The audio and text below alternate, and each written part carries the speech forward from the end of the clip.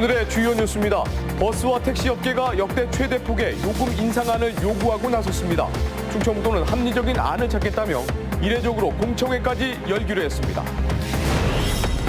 KTX 세종역 신설에 이어서 오송역을 무력화시키는 천안 분기역 주장이 제기됐습니다.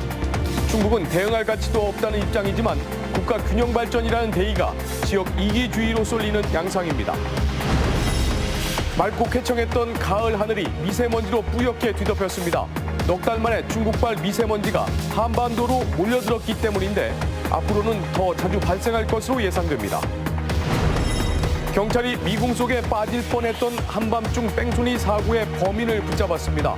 자동차 번호판을 자동 인식하는 스마트 CCTV 덕분이었습니다.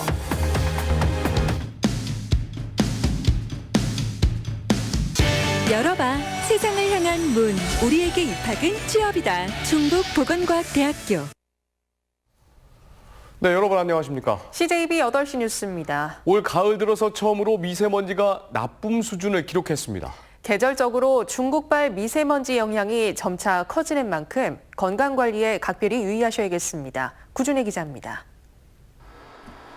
한동안 맑던 가을 하늘이 희뿌연 미세먼지로 뒤덮였습니다. 시간이 갈수록 짙어진 미세먼지와 초미세먼지는 정오를 기해 절정에 달했습니다.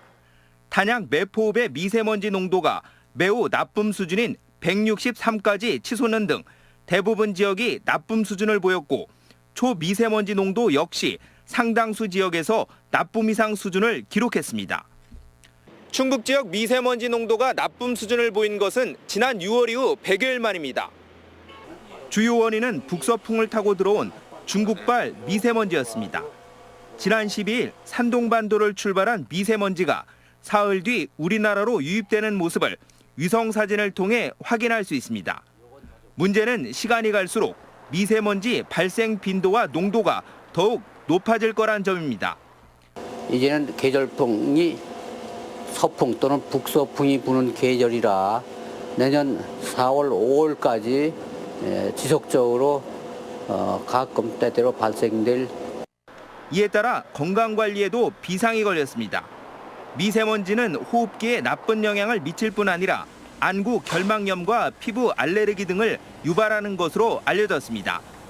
외출할 때는 마스크를 꼭 착용하고 미세먼지가 심할 경우 외출을 삼가하는 등 건강관리에 각별히 유의해야겠습니다. CJB 뉴스 구준혜입니다. 역대 가장 큰 폭의 시내버스와 택시 요금 인상안이 추진되고 있습니다. 운송조합 측이 4년 만에 최대 70%가 넘는 인상안을 충청북도에 제출했는데요. 요금 인상과 관련해서 시민 공청회까지 열기로 했습니다. 조용광 기자입니다. 145명의 운전기사를 고용하고 있는 청주의 한 시내버스 회사입니다. 운전기사를 10%, 15명을 더 뽑을 계획입니다. 2020년부터 주 52시간 근무제를 실시하기 때문입니다. 여기에 격일제 근무를 하고 있는 군지역 버스 회사는 40% 정도의 추가 고용이 불가피할 전망입니다.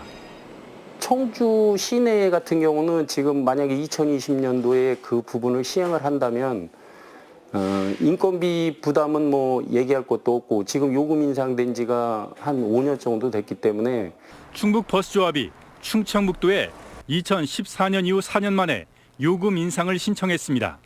청주는 34%, 충주 제천은 45%, 8개 군지역 농어촌 버스는 무려 78%의 인상안을 제출했습니다.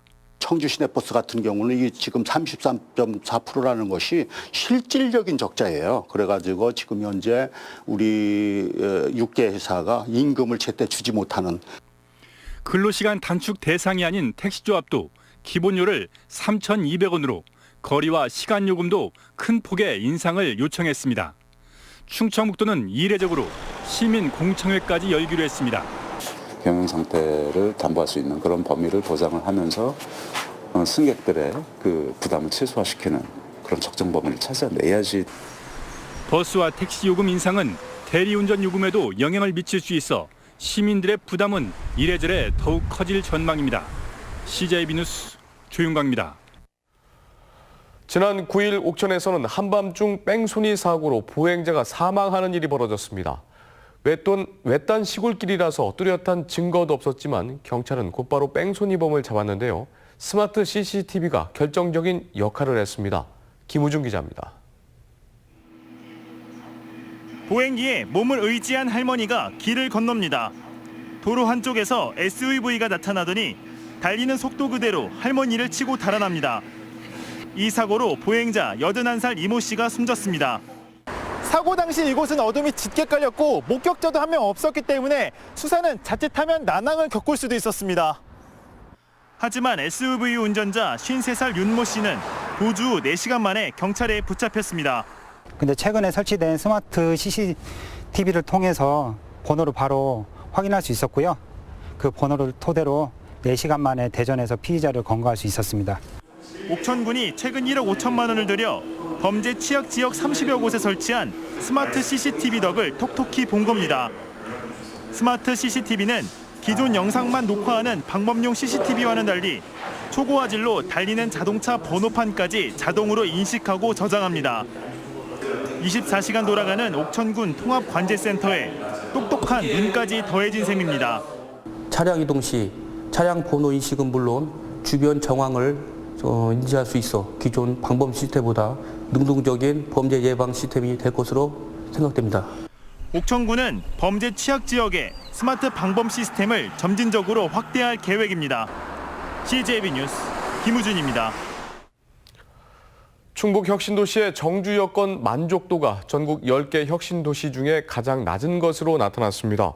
혁신도시별 정주 여건 만족도 조사에 따르면 충북 혁신도시의 정주 여건 만족도는 100점 만점에 40.9점으로 전국 52.4점보다 10점 이상 낮았습니다.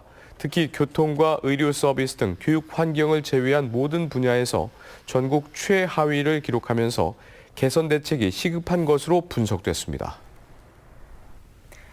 호남의 한 국회의원이 오송을 경유하지 않는 호남 KTX 단거리 노선 개설을 주장하고 나섰습니다. 한마디로 천안 분기역을 만들자는 얘기인데요. 충북 입장에서는 경천동 지할 주장이지만 지역의 반응은 의외로 신중했습니다. 그 속사정을 조상우 기자가 알아봤습니다. 호남 KTX 단거리 노선을 개설하자고 성명을 낸 장본인은 전북 남원 임실 순창이 지역구인 무소속 이용호 의원입니다. 이해찬 대표의 KTX 세종역 신설 주장을 지지한다면서도 그와는 차원이 다른 내용입니다. 평택에서 오송을 복선화하는 것보다 천안, 세종, 공주를 잇는 단거리 노선을 개설하는 게 더 타당하다는 것인데 이렇게 되면 오송 분기역은 무력화될 수밖에 없습니다. 지난 2005년 분기역을 결정할 때 거리상으로는 천안이 유리하고 경제성에선 대전이 앞섰는데도 오송에 분기역을 설치한 국가적 대의 명분을 이해 못한 주장입니다. 국가균형 발전 차원에서 100년 대계를 보고 오송 분기역이 유치가 되었습니다. 하지만 지금에 와서 천안 분기역을 주장하선 일고의 가치도 없다고 사료됩니다. 하지만 시민사회의 반응은 세종역에 발끈했던 것과는 사뭇 다른 분위기입니다.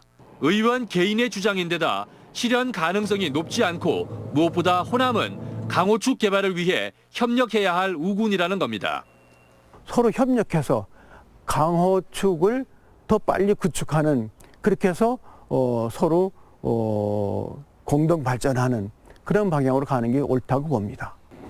충청북도 역시 현 상황에서 호남 정서를 자극하는 건 득보다 실이 크다며 공식 대응은 하지 않겠다고 밝혔습니다. 호남과의 협력도 중요하지만 그에 앞서 충북이 절대 양보 못할 선이 있다는 걸 분명히 이해시킬 필요가 있습니다. CJB 뉴스 조상우입니다. 충청북도가 추진하고 있는 강호축 개발의 핵심인 충북선 철도 고속화에 힘이 실리고 있습니다. 도에 따르면 더불어민주당 이해찬 대표가 정부와 청와대에 충북선 철도 고속화 사업에 대한 예비 타당성 조사 면제를 건의한 것으로 알려졌습니다. 앞서 이시종 지사는 이 대표를 만나 2년 전 예비 타당성 조사에서 탈락한 충북선 고속화 사업에 예비 타당성 조사 면제를 요청했습니다. 네, 다음 뉴스입니다.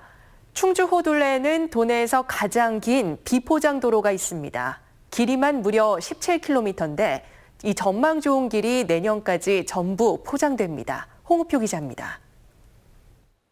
물안개가 바다처럼 드넓은 호수를 감싸고 섬 그림자가 길게 드리워져 있습니다.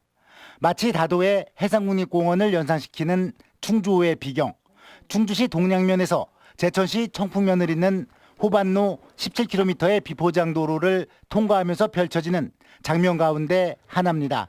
충주댐을 건설하면서 자재 등을 운반하기 위해 가설된 이 도로는 현재 도내에 남아있는 가장 긴 흙길입니다. 오프로드나 MTB 코스로 간혹 찾는 사람들이 있어 왔는데 이제 엄연한 관광도로로서 기능을 부여받게 됐습니다. 충청북도가 내년까지 이 구간에 대한 포장을 맞추기 위해 공사를 발주한 것입니다. 올해 안에 3분의 1을 포장할 계획입니다. 그래서 주민들한테는 그 접근성 강화, 그리고 또한 그 관광도로를 통해서 오는 지역 주민의 경제적 활성화, 거기에 큰 목적이 있다고 할 수 있겠습니다. 충북의 오지 가운데 오지로 통과에만 2시간 가까이 걸렸던 호반로 비포장 구간. 이제 내년 말이면 1시간 이내 거리로 확 좁혀지게 됐습니다. CJB 뉴스 홍우표입니다. 충북 소방차의 골든타임 내 현장 도착률이 해마다 하락하고 있는 것으로 나타났습니다. 국회 행정안전위원회 소속 민주평화당 정인화 의원이 소방청에서 받은 자료에 따르면 올해 6월을 기준으로 충북 소방차의 5분 이내 현장 도착률은 36.6%에 그쳐 전국 광역자치단체 중 경남에 이어서 두 번째로 낮았습니다. 현장 도착률은 지난 2015년부터 매년 떨어지고 있는 것으로 나타나 소방 출동로 확보 등 대책 마련이 시급하다는 분석입니다. 충청북도 교원의 음주운전이 근절되지 않는 것으로 나타났습니다.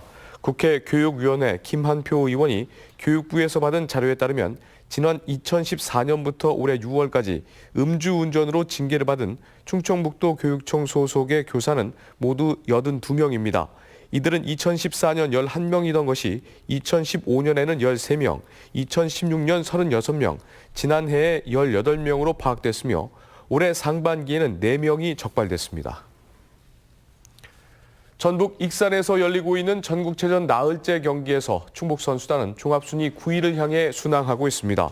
공기소총 단체전에서 충북 선발팀은 1871.5점을 쏘아 대회 신기록으로 금메달을 확보하는 등 충북 선수단은 오늘 하루 금메달 12개 등 모두 36개의 메달을 확보했습니다. 이로써 충북은 금메달 34개와 은메달 29개, 동메달 45개로 종합순위 7위를 달리고 있습니다. 국민건강보험공단 청주 동부지사가 청주시 노인종합복지관, 대한미용사회 청주흥덕지부 등과 함께 어르신들을 대상으로 사랑 나눔 행사를 열었습니다. 청주 중앙공원을 찾은 200여 명의 어르신들이 즐거운 공연을 관람하고 건강상태 점검과 이발 서비스를 받았습니다. 청주시 시설관리공단이 찾아가는 사랑의 자장면 나눔 행사를 열었습니다. 공단은 직원들이 결성한 365 재능봉사단의 주도로 가덕면 매화공원에서 2천여 명의 어르신들에게 자장면을 직접 만들어 대접하며 이웃을 돌보는 시간을 가졌습니다. 충주시 엄정면 율릉리 주민 40여 명이 폐기물 공장 허가 취소를 요구하며 충주시청 앞에서 시위를 벌였습니다. 이들은 지난 2004년 충주시가 주민들의 의견은 묻지도 않은 채 폐기물 공장을 허가해 악취와 각종 먼지에 시달리고 있다고 주장했습니다. 충북지방경찰청은 노인들을 상대로 원가에 최대 30배까지 부풀려 물건을 판매한 41살 송모 씨를 사기 등의 혐의로 구속하고 나머지 일당 4명을 같은 혐의로 입건했습니다. 이들은 지난 4월부터 석 달간 청주시 일대에서 속칭 떴다방을 운영하며 노인 58명에게 물건을 허위 과장 광고하는 수법으로 1억 1,600만 원 상당의 부당이득을 챙긴 혐의를 받고 있습니다.